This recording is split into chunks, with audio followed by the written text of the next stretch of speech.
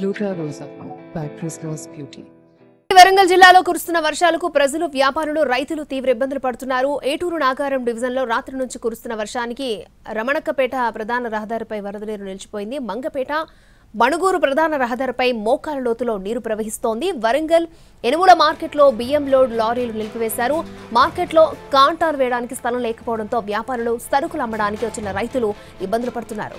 మహబూబాబాద్ జిల్లాలో గత రాత్రి కురిసిన భారీ వర్షానికి వాగులు పొంగడంతో పలు గిరిజన గ్రామాలకు రాకపోకలు బంద్ అయ్యాయి. మున్నేరువాగు ఉధృతంగా ప్రవహించడంతో గార్ల, రాంపురం, మద్దివంచ, గుండ్రాతిమడుగు, కొత్త తరణాలకు రాకపోకలు నిలిచిపోయాయి. బయ్యారం మండలం వెంకట్రాపురంలో గ్రామంలో గాలి వర్షం ఉధృతికి మొక్కజొన్న పంట నేలమట్టమైంది. సుమారు 50 ఎకరాల్లో మొక్కజొన్న పంటకు తీవ్ర నష్టం వాటిల్లింది.